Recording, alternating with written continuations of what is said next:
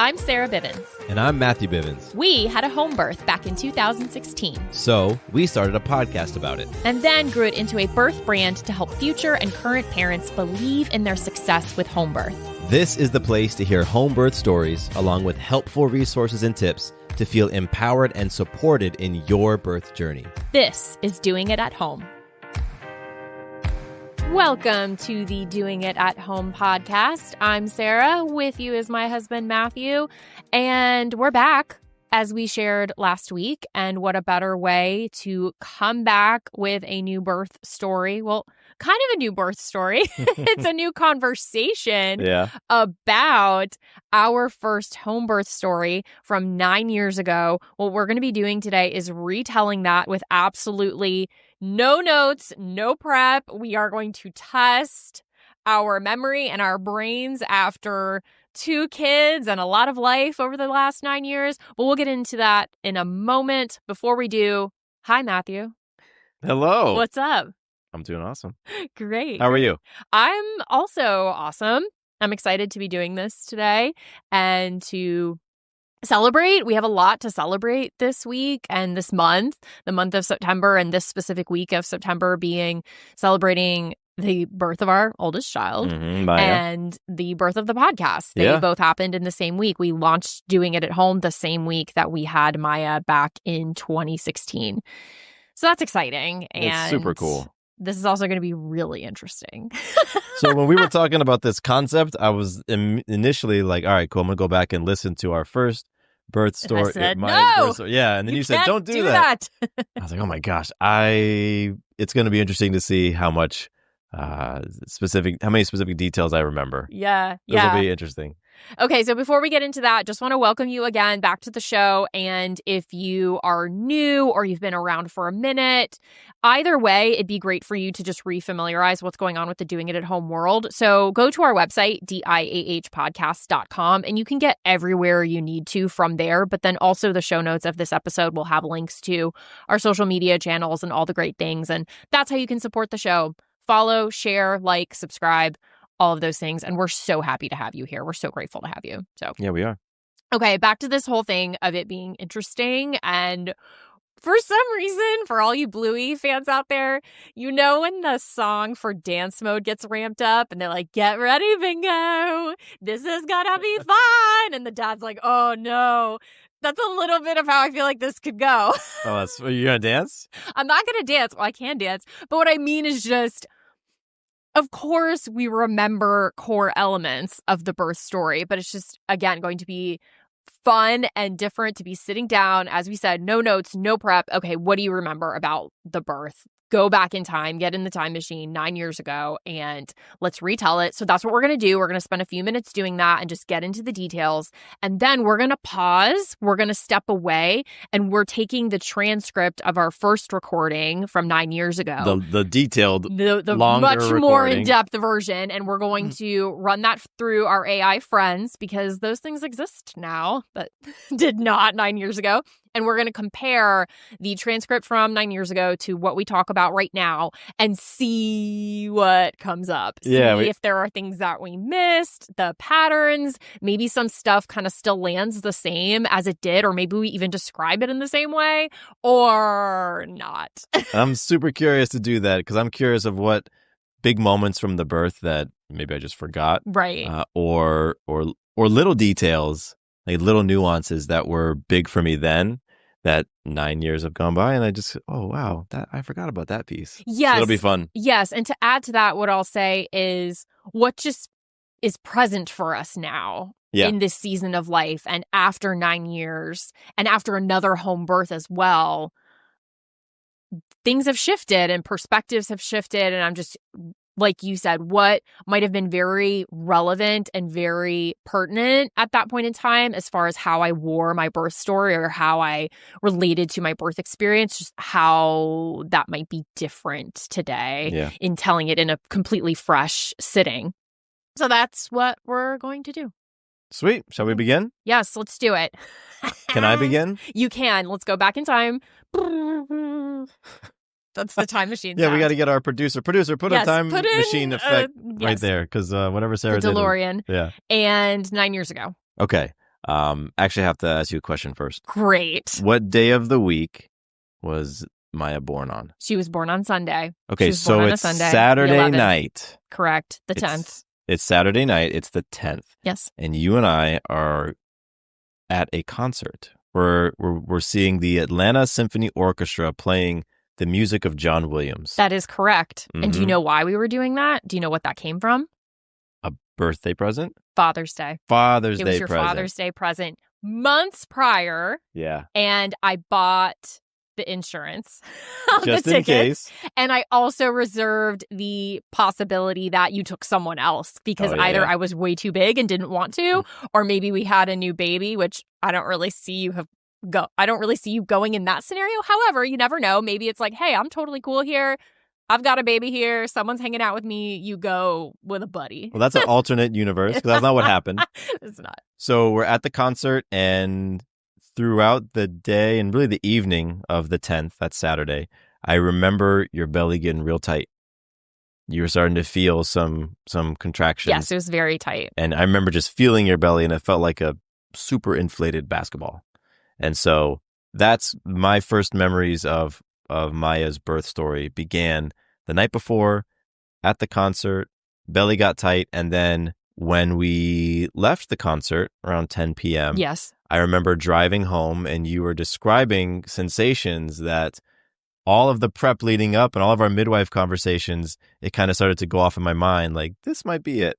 Yes, and what I can maybe remember, question mark, is being in the car and thinking about the discomfort I was feeling being a different kind of discomfort that there really wasn't alleviation for. There wasn't a position I could shift into that kind of helped, and it wasn't going away. So that's what differentiated it. It was a type of discomfort that could not really be pushed away and really wasn't going away. I remember that as well. Yeah, that was not a pleasant car ride. Yeah.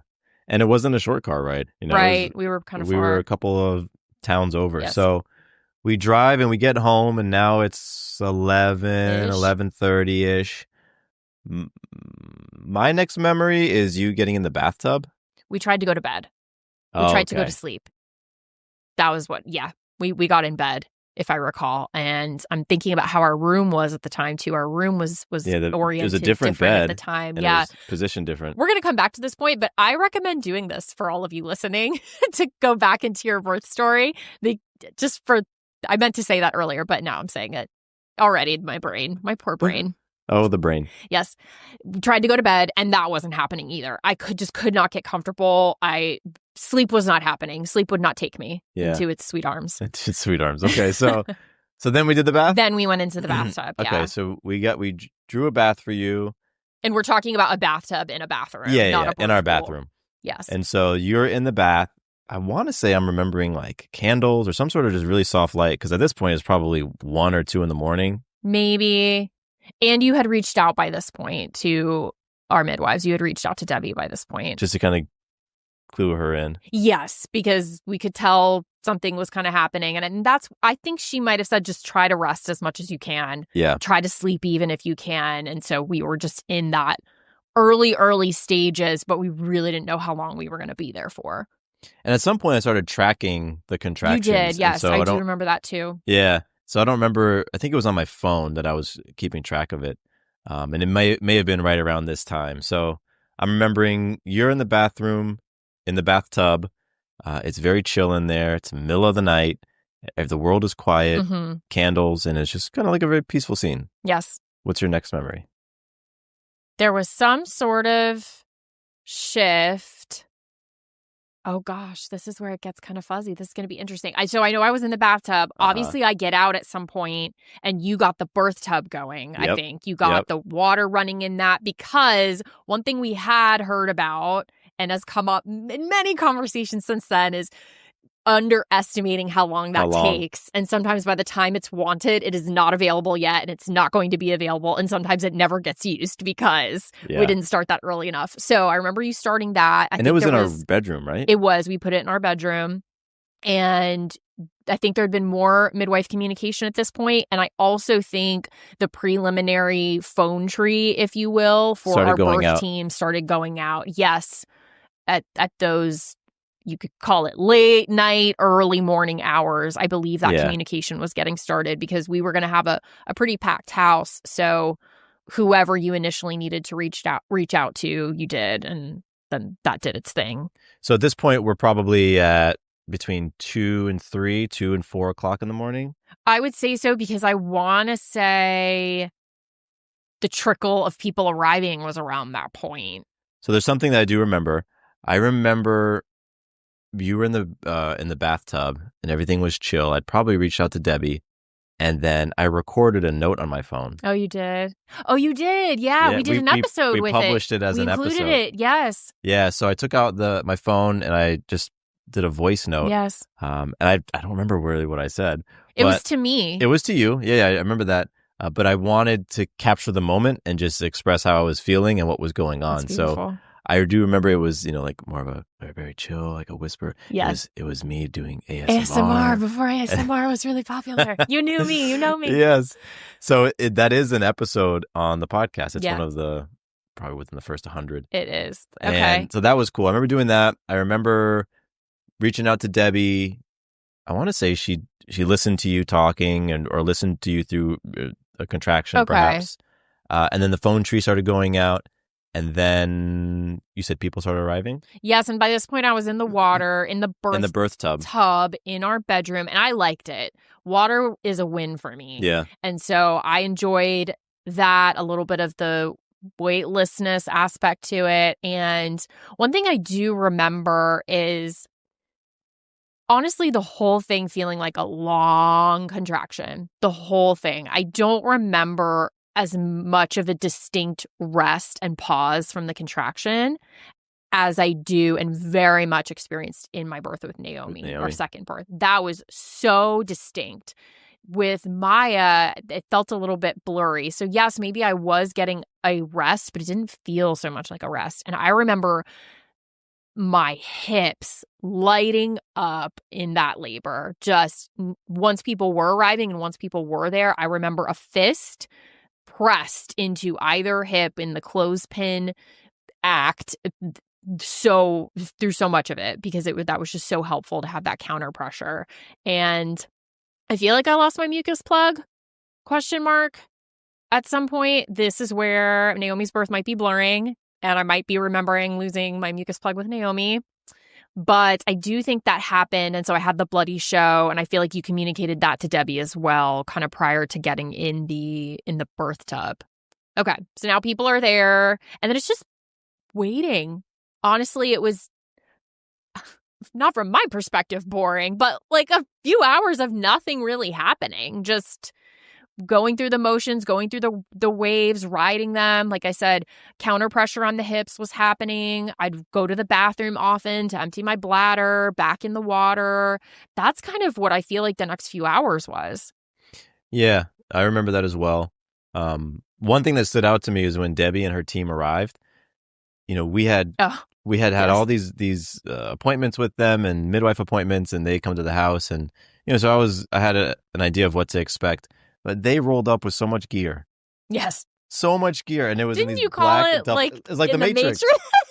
Yeah, it was like when Neo and Trinity roll into the building in the Matrix. Duffel bags. They came in with duffel bags, and there were 3. Was it 3? 2? It was Debbie, Lacey, and Wendy. And okay, so it was all 3 of them. Mm-hmm, yes. And each of them had like duffel bag in each hand. Yes, bless and them. So we have a kind of a narrow hallway that leads to our bedroom, mm-hmm. and there was just bags lining up the hallway. Yes, and so that stands out to me as memorable as they marched in the room, and then the counter pressure and the physical aspect of me supporting you. Yes, was something that stands out as well, because you're right. That was like the only thing that gave you that relief in your hips was not just subtle. But a lot of strong pushing into your hips. And it's funny because now here we are all these years later, whenever you ask for a massage or like, mm-hmm. An arm rub, like you don't want just a soft massage. Oh, no, you got to get You're in there. Dig deep in the tissue. And so that's how it was in the with Maya's birth as well during those periods. And so I'm remembering spending a lot of time with you in around the tub. I don't think I got in with you. No, you never got in with me. But just around the tub, doing the counter pressure, and then having one of the midwives come over and do the other side. Yes. So like I'd be pushing one side, they would be pushing the other. And yeah, just riding those waves for the next few hours. Yes. And one factor that started to come into play is I am tired at this point. Physically, we exhausted. had not slept. So this is Saturday night going into Sunday morning. The last time I fully slept was the previous night. And I also had no desire to eat and really not drink all that much either. So the last meal I had was the early dinner we had before the concert. Yeah, so like 5 p.m. you had dinner. Right. And here we are, 12 hours later. You haven't had anything to eat. You haven't had much to drink. Yes. And you hadn't slept. So that is a factor. And when I think about the physicality piece of birth, of course, it's spiritual, mental, emotional. And for me, being an athlete, understanding the effects of proper hydration, rest, and nutrition. And this is a big event that your body is undergoing. And so, no, it wasn't the most optimal conditions I would choose. However, there really wasn't much to change about it in the sense that, like, I didn't want to eat, as I mentioned, and I just did my best with sips here and there. And with the tiredness, you just maybe nod off a little bit here and there when you can, or just close your eyes. And even if you're not sleeping, just go into a different mode where you can collect and restore as best you can to then get ready for the next thing. So yes, that was the next few hours. And as far as I remember, location wise, now we're talking, tried the bed to sleep at first. That didn't work. Bathtub in our bathroom. Now the birth pool. And I pretty much stayed there the entire time. Pruny and everything until getting into the pushing and birthing. And so I feel ready to go there because honestly, if anything else happened in those few hours leading up to pushing, I think that's it. I don't know. Yeah. I do know. Okay, here's one thing. Debbie encouraged taking a walk down the hallway we did to go the down living the room hallway. and back. And I was like, The Living Dead. What was The Walking Dead? No. I don't want to do that. I remember but the walk. I did. And walk is a generous word for what I did. I had someone on either arm. And yes, I shuffled. I basically just shuffled my feet. There may have even been space, honestly, between the ground and my feet because I was just not interested in that. I threw up. That sucked. I remember very much disliking that because back to the point of not eating much, it was all bile and just so gross. And having this pain in my back, I feel like at that point, however mine was positioned, it was just pushing on my back. And let's see. Yeah, so that walk. And then either this happened before or after the walk was that, what do they call it? Crisis of confidence. Crisis of confidence. That happened in the bathroom, sitting on the toilet, moving through a contraction. And then you sat in front of me and you said something like, you can do it, or you got this. And then either you said it then, or you were kind of telling me in not your words, because prior to going into the labor experience, I remember you sharing with me kind of a mantra or an opportunity to lean into gratitude in the birth process and in the experience, to find and be in gratitude, even when it was hard. And from that, the gratitude, faith, trust, and surrender, I felt like I was able to regain that confidence and that faith in myself and in you, and being such a solid partner and being there for me and being so present in all the ways. So that is a poignant moment that I can recall. And then I do remember coming out of the bathroom and Debbie saying, okay, you want to sit on the stool and just see where we're at? And that's when things changed. I'm glad you brought up that moment in the bathroom. I forgot about that. Mm-hmm. And I think it came up in some of our midwife conversations. There was something about, like, in birth that there can be that moment, that crisis in confidence. Yes. And so I know we were prepared for that, and I felt very prepared for that. And then that just makes me think of how much I wanted to be involved in the birth as much as I could. Right. Like, I really wanted to be as hands-on as you wanted me to be. And so I felt that whether it was light the candles and get the bath going, or push, counter pressure on your hips, like I was there for it. Yes. And then that definitely carries over into the next part of the story where you're on the birthing stool. Which, had you ever seen a birthing stool before? Because I don't think I've ever seen one prior to that moment. So do you remember early on in our visits with Debbie and the midwives, they gave us videos to watch. They gave us DVDs We of watched birth videos to DVDs. watch. The birth stool was in some of those videos. Oh, I wasn't paying attention to that part. But that didn't mean it was like a totally familiar object to me. It just looks like a little, I mean, it's a stool without something to, without It's the thing that they bring out at restaurants to put the tray on. Yeah. Bring your food, but much shorter. Yes. Or like the thing that put the pizza on. Yes, like your whole Olive Garden, endless bread, soup, and pasta and salad is here. Because there isn't a place for you to put your butt, right? Because that's like cut out because that's where the baby's got to come. Space, yeah. Yeah, it was interesting. So so Debbie brings that out. Yes, and I sat down and oh boy, let's see how this goes, how we do here. She did check me, meaning to check my dilation and asked if she could. Was that your only check? That was the only check that happened? Yes, I'm pretty sure. And I won't say sure. Let's not say that. I think so. And at that point, I think some of my waters broke. Oh boy. Either way, however the waters broke, whether it was from the checking or just kind of broke, because they hadn't broken up until that point, there was notice of some meconium in the waters. Yes.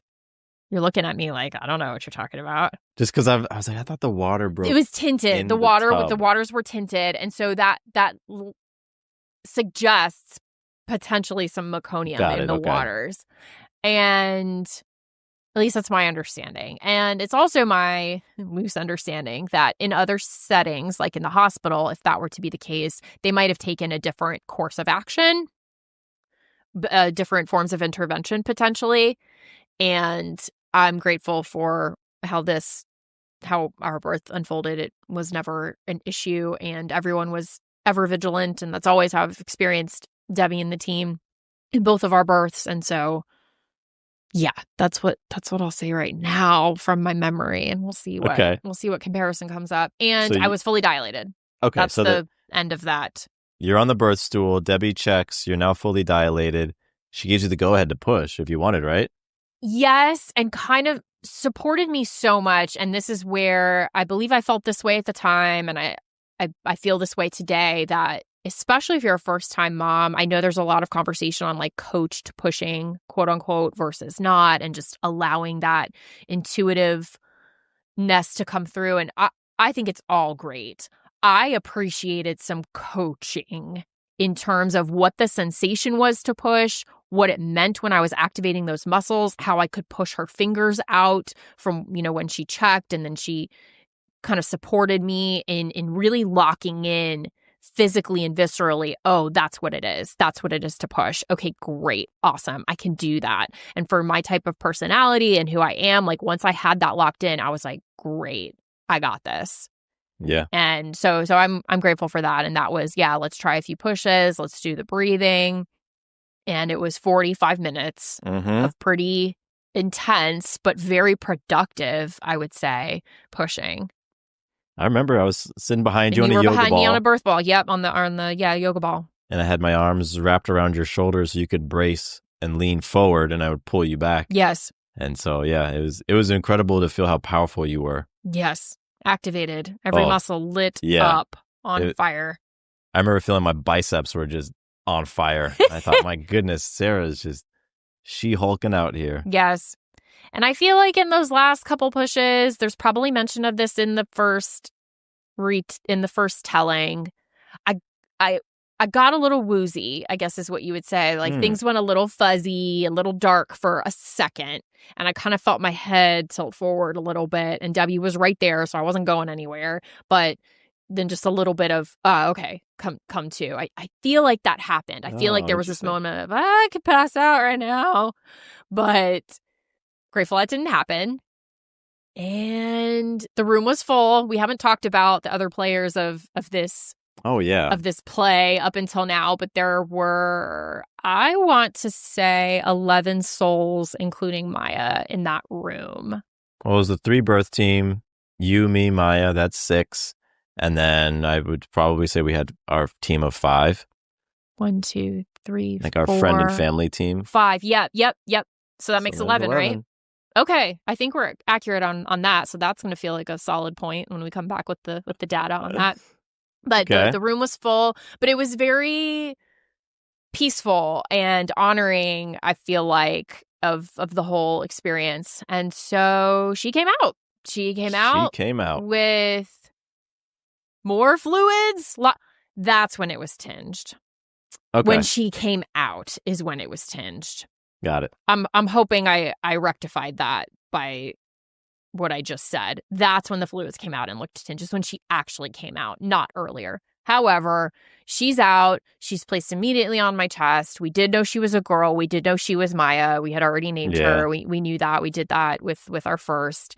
And she's placed on my chest. You're behind me. And I think you said something like, that's our baby. And I'm in this, I don't know what just happened. What is this human on my chest? And very quickly, before I could even process what was happening, I hear, everyone needs to move. We need to get them to the bed immediately. Mm-hmm. And I remember being shuffled to the bed. I had no idea what was going on, but I didn't have fear of anything, maybe because I couldn't have even been fearful if I wanted to, because of just where I was at. But I remember being shuffled to the bed.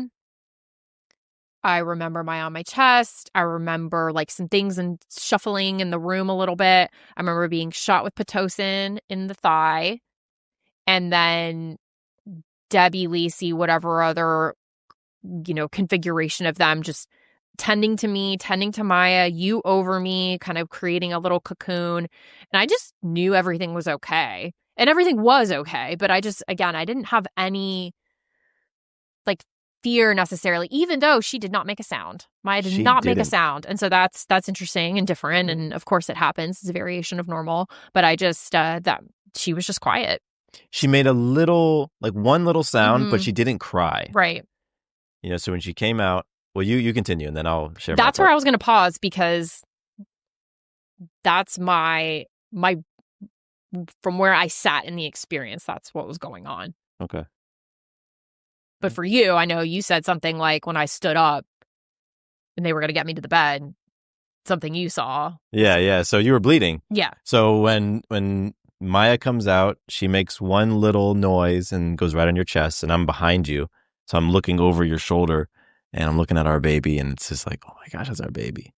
And then we had our friends and family and team kind of very closely around. Yes. Some people had like phones, and there was like flashlights. Like, it's a small room. It's a small room. Yeah. It felt like paparazzi. And then Debbie says, okay, I need everybody to move. And so then, you stood up and you started shuffling. And that's when just like it seemed like a lot of very dark blood just hit the floor. Okay. And so Debbie wasn't in the team. They weren't panicked. They were just, let's move. Very deliberate. Yeah, yes. Very deliberate. And so got you over to the bed, and they were getting to work. And so, I positioned myself in between them and you. Yes. So that all you saw was the baby and then me, and you couldn't see what was going on because we were just trusting the team. Yes. And so, I remember affirming you and looking at this incredible baby, and she was beautiful, and she had blonde hair, and she opens her eyes and they're like these blue-gray eyes. And I remember saying, like, she's got blonde hair and blue eyes, which is wild. If you know Sarah and I, we don't have blonde hair and blue eyes. Correct. And so that was wonderful. Sarah's father has blue eyes and my mother has blue eyes. And they did their thing. The birth team, they took care of it, and the blood wasn't just from the tear. She said it was placenta related. Do you remember? Oh gosh, no, I don't. I'll say I don't neither. remember, because I really don't, and I don't think it truly matters long term. Even of course, if you want all the details. Well, with Naomi's birth story, it was very that was clear different. Yeah, why very there clear, was a lot of blood. Source of blood and cord snap. Yeah, but there was just more blood. There was just more bleeding. In the other recording. We'll find I think it might have had to do something of the placenta's positioning or whatnot. But then, by the way, that was effortless. Well, okay, I won't say effortless, but I just mean smooth. As the placenta was fine, placenta came out intact, whole, everything there. And then I do remember saying when that came out, okay, that's the only thing that's coming out of me today. Like no other things are coming out of me today. We're done. Because that looked like I remember watching Debbie like really massaging. Yeah. And I did tear a little bit. They stitched me up later in bed. That's not my favorite thing in the world, but I've done it twice now, and you do what you got to do. And you did mention something about kind of feeling paparazzi-esque. I do feel like that was a takeaway from our first birth, that whoever we would have again in a birth in the room to not be doing that, because I was so focused and in it, I wouldn't have it wouldn't have bothered me that much, or I don't think it ultimately bothered me, but I think after the fact and then removing myself and seeing it from outside, it's like, yeah, knowing what I know now, if anyone's going to be in their room, like no flash photography or video of any kind or things like that. I do remember kind of shifting that up for our second birth, and we had a birth photographer for our second birth. Yeah. And for this first birth, we wanted people to document things. We did. We didn't necessarily spell out how many people would be documenting, but it was upon kind of reviewing stuff and thinking through, like, wait a minute, I didn't really like that part. Just probably do it a little different, but and so we did. We had a birth photographer for Naomi's birth, and it was a different. We learned. Yes. You don't know what you don't know. Yes. So okay, so you've been stitched up and you've been taken care of. Yeah, showered. Someone's gotten me food and water. She was born at 10:42 or 10:43. It's so funny how I literally cannot remember if it's 2 or 3. I remember 43. Okay, let's go with 10:43 a.m. on Sunday, September 11th, 2016, and she weighed 8 pounds 5 ounces. I do remember that. Wow. 8 pounds 5 ounces, and all was well. Everyone was great. She latched well and pretty quickly, and we just got to snuggle in bed and be together. And at this point, definitely tired. Other people are tired too. They had been at the house all night, and so they kind of funneled out or trickled out, and then it left us, and that we sang happy birthday to her. I remember that, the room quietly singing happy birthday to her before everyone left. Now I'm popping out of order a little bit here, but I do remember that. Whew. Yeah, it's interesting to reflect on it. From what I've been aiming to do in this conversation is be focused and be retelling of the details and be accurate as possible. And then also, of course, scan my memory bank. But then there was something about when I paused talking and you were describing the after scene, that initial time in the bed, I was closing my eyes as you were talking to just be more in the feeling of it. Yeah. And in the emotion of it, and the gratitude, back to gratitude and just reverence and honoring of birth and of the birth process and of the birth experience and of our first birth and of Maya and who she is as a human then and now. And so there's that element to it too. Of course, there's like, what can you remember about it from a details standpoint, but then how do you relate to it as like this thing that's always a part of you, like no matter what happens with the details. Mm-hmm. So that's where I'm coming to right now as I reflect and think about 9 years ago, celebrating Maya being 9, celebrating this experience and this whole thing that was inspired by that journey, now being 9 years in, and what a amazing, magical thing that is. So yeah, all the details may not line up. I will be curious to see the comparison. However, I was there. I was definitely there. I have proof. You were definitely there. And what a empowering, transformational experience. Yeah. And I'm ever grateful for it and all the things that have come from it. So that's pretty incredible. Yeah. How do you feel? I'm in an agreement with you that initially talking about this, I was trying to think of the details, but I was like, it's easier to recall details than feelings for me. Okay. And with this birth, I initially had a hard time recalling details. So as we're talking about it, some of the feelings came back. And what I'm remembering is I remember after Maya was born and you were stitched up and placenta's out and like everything is okay and everything's great, I remember having this enormous feeling of like, I can relax. Mm. And I went around and gave everyone in the room a huge teary hug. I remember that. Yeah. And it was a very much a feeling of gratitude for them being there, because I felt very supported by everybody, and it was also just a moment of like, okay, we did it. You know, it was it was wonderful. We did it. And then I remember going outside and calling my father because my mother was present. My father wasn't, so I called him and let him know that his granddaughter was born, and that was I remember standing in the backyard calling him. That was a cool moment. Aw, wow. So, beautiful. Okay, so this is where we take a break, and this is where we do a little bit of analysis, and we'll come back and see what we got. Yep, we'll be right back. Welcome back. We are now going to dive into some of the results of the comparison of our transcript from our 2016 telling of our birth story to today in 2025. So I think for the purpose of keeping this clear and differentiating, is I'm going to refer to 2016 and 2025. Let's do that so that we know. Okay. Great. So the retelling 9 years later. And we tested ourselves to see what we remember, but also had some fun reflecting, I would say. Would you agree? Oh, it was wonderful. Yeah. I appreciated going back through that whole process and thinking about it again, because there's some things that I didn't recall until we got back into the story. So It was great. Well, I would say overall that we did a pretty great job. What would you grade us? I would give us an 80+%. Okay. I would give us between an 80 and an 85%. I would, because there's also something to note here that, of course, in 2016, we were much more detailed.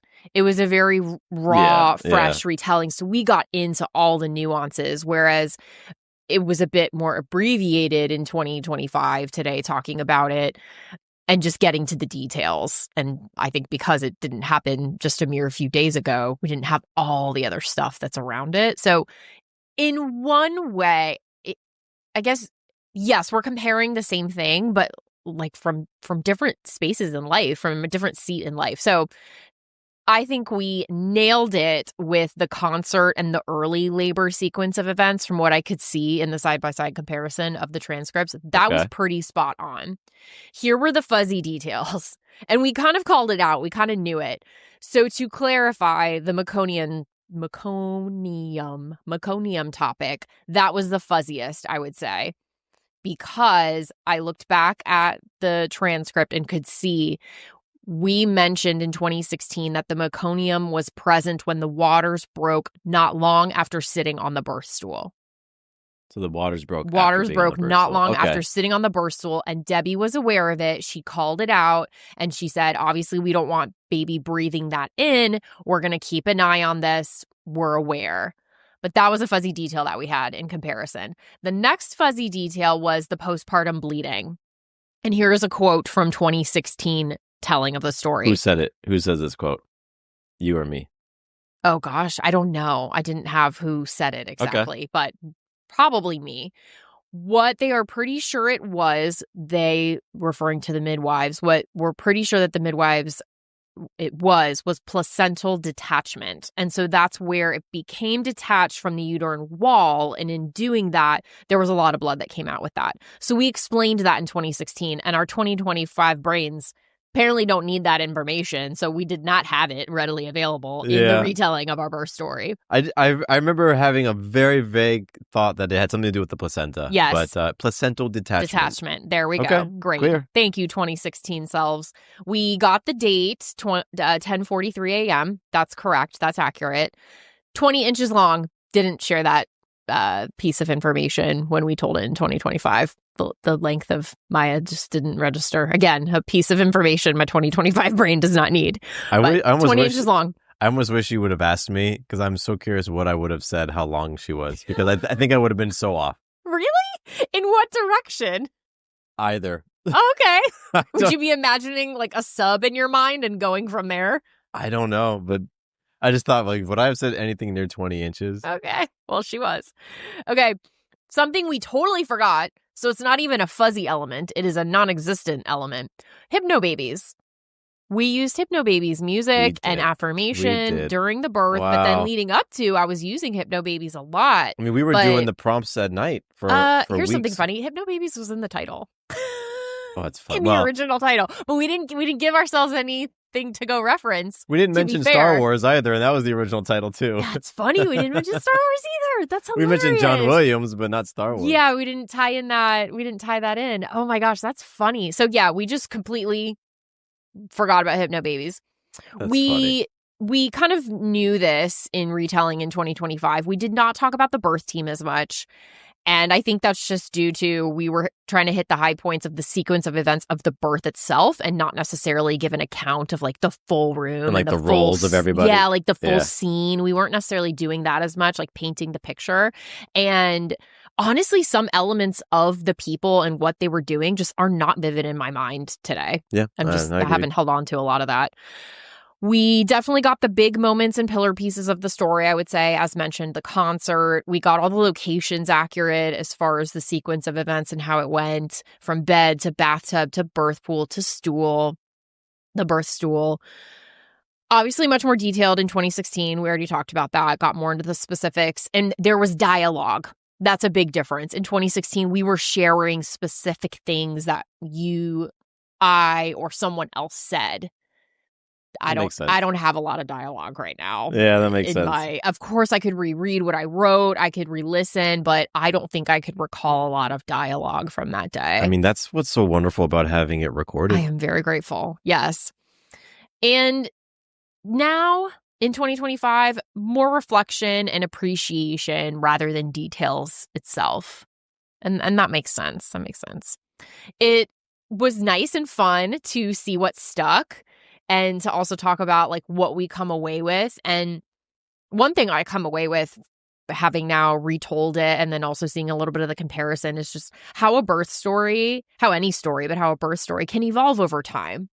From remembering the specific events and how you might feel about them at the time, days after giving birth, to then a year, 2 years, 3 years, 4. And then here we are at 9. It's how you relate to your birth story can evolve. And it can go in different directions. We've heard that too. We've talked to so many families and so many moms about feeling differently or being able to rewrite the script or kind of evolve how they feel about their births in different directions. So it's just fascinating to see the power of that, of storytelling and story sharing and how we hold it.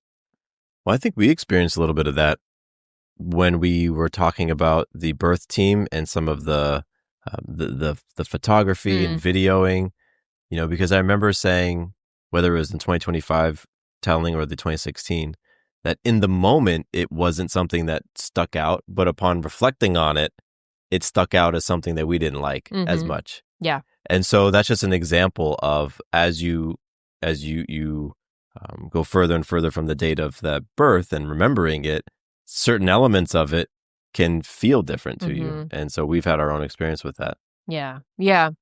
So biggest overall difference from 2016 to 2025, I would say, in summary, is 2025, less about the technical details, more about the feelings, more about where we are now and this current perspective.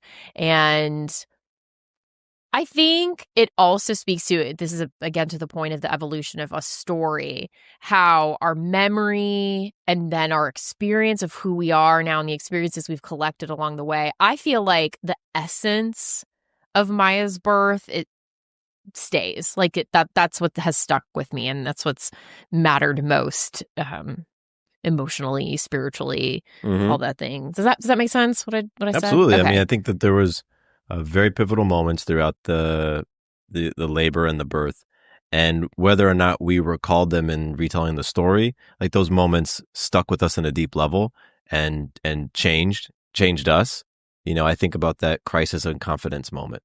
That's a moment that, maybe I didn't remember that upon telling the story that happened, but that moment really was powerful for the two of us, and it rippled for.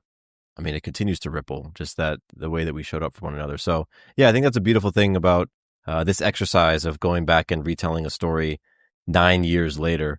There are elements of it that just become part of who we are. Yes, yes. Okay, let's shift now into some questions we pose to you, beloved listener. Yes.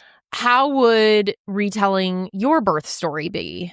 Like, however long of a time frame it is from your birth to now, what would that be like? Maybe you rewrite it, maybe you wrote it the first time, maybe write it again, or maybe you did record yourself, or maybe you didn't, but you want to record yourself or re-record yourself and see how it feels. I think this is a beautiful exercise, as we have spoken to already, and I feel like we've outlined pretty well at this point. I think it's a cool exercise and thing to do. So yeah, it's a fun thing to do. Yeah. You can check out the 2016 telling of the story that we have been mentioning this whole time if you haven't happened to listen to it yet, or maybe you did, but the last time you listened to it was 9 years ago. You can check out that episode, and it is titled Star Wars, Kiddie Pools, and Hypno Babies. Dun, dun, dun. Our home birth story, even though that is not what we would call it from this retelling, because we forgot some elements of that. And we'll put the link in the description. We will. And you know what's funny? I bet there's going to be listeners who, if you do choose to go listen to 2016, you'll notice more differences and or similarities than we probably did through our little exercise of running it through tools and just kind of doing a comparison. So if you do happen to find any of those gems, please share. Would love to hear. Y'all are the best to assess that kind of stuff. I can't even count the number of emails and messages over the years that we've gotten from listeners who have helped us with editing. Like, who have called out editing issues. Like, hey, you guys start talking and then you start saying the same thing afterwards. Or you guys kind of have a sidebar conversation / like argument and then you get back into it. So all that to say, AI could never replace you, could never replace an actual listener who is invested in the space and who can pick out those types of things. That's so funny. So anyway, if you have anything that you find or follow up to any of that, would love to hear. And one other cool thing about that original story is baby Maya is with us when we're telling it. She's laying on my chest.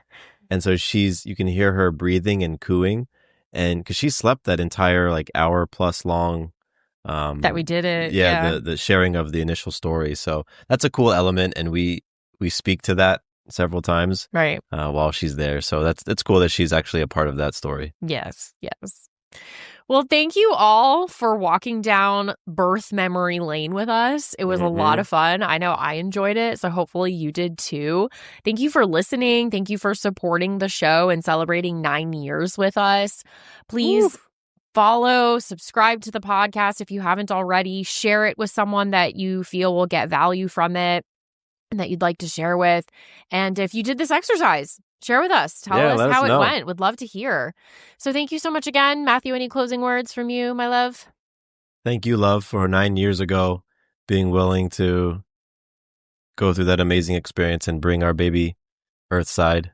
And it's magical to celebrate Maya, but it's also a celebration of you. Oh, thank you. Thank you. Yeah, anytime. All right, we'll see you next time.